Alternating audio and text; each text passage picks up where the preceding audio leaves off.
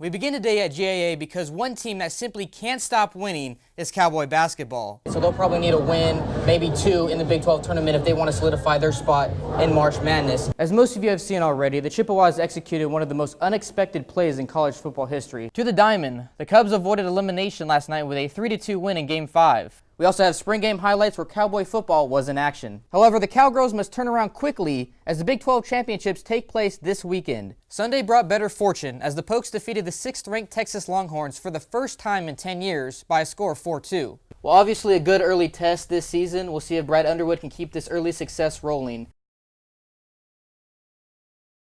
Mother Nature decided to defeat as many games as possible this past week. Rain forced the cancellation of multiple OSU athletic events, including softball's game against Arkansas on Wednesday.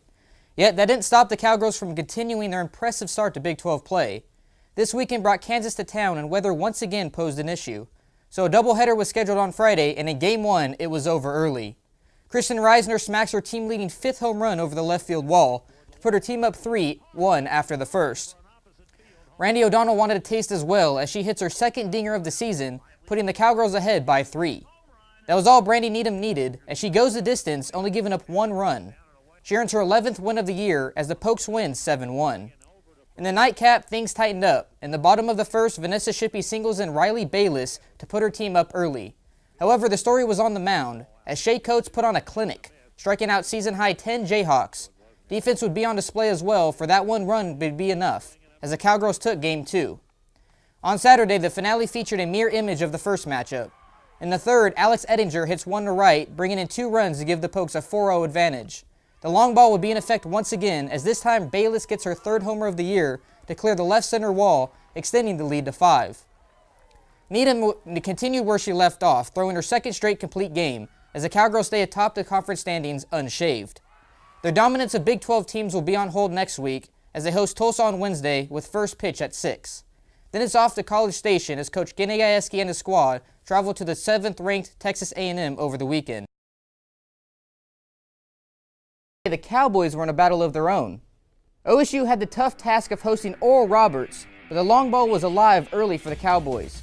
Garrett McCain up to bat in the first. Golden Eagles pitcher Logan Michaels hangs one, and that one is definitely not coming back. McCain with a 2-run shot to give the Pokes the early lead.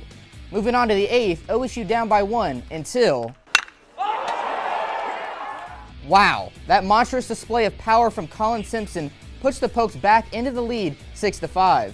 After giving up a 9th-inning run, the Cowboys had a man in scoring position in the 11th. Andrew Rosa at the plate, and he knows it. Fly ball, left center field, ball game.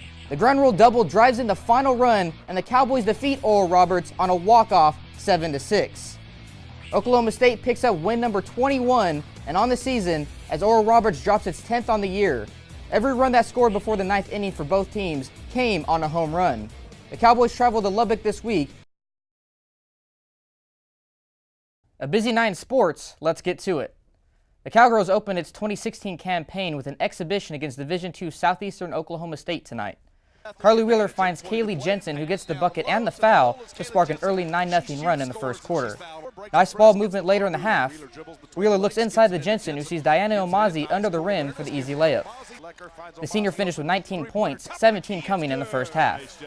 Wheeler had a game-high 23 points as her team cruised past the Savage Storm.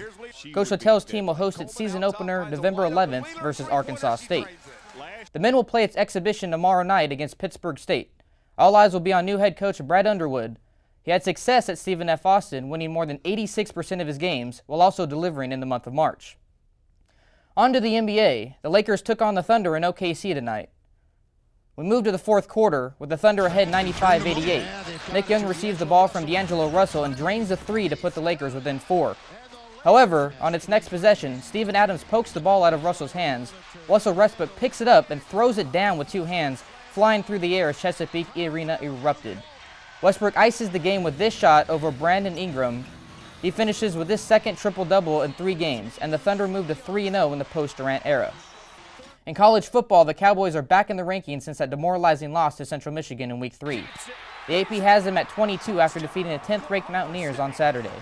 A big reason for that win and the Pokes' success is Vincent Taylor, who piled up 6 tackles and a forced fumble. He also included 2.5 sacks and a pass defended, which earned him Big 12 Player of the Week honors. Coach Gundy likes what he's seen from the nation's leader in block kicks. He's been really effective for us. He's been very good on the run. His pass rush ability has improved considerably. To the diamond, the Cubs avoided elimination last night with a 3-2 win in Game 5. Chapman recorded the last 8 outs, including 4 Ks to preserve the 1-run victory. It is the most pitches he's thrown this postseason, and if Chicago is to win Game 6, Chapman will probably see a similar workload. As for the Indians, they will need to get its offense back on track. The Tribe has struggled with runners in scoring position, going 1 for 10 in Game 5, an issue that has plagued them all series. Defense will loom large as the series shifts back to Cleveland. 6 errors have been committed between both teams, and plays like this could make the difference. Jake Arrieta will take the mound for the Cubs, while Josh Tomlin will look to bring the Indians its first title in 68 years. That's all for sports. Thanks for watching. I'm Tyler Segerman.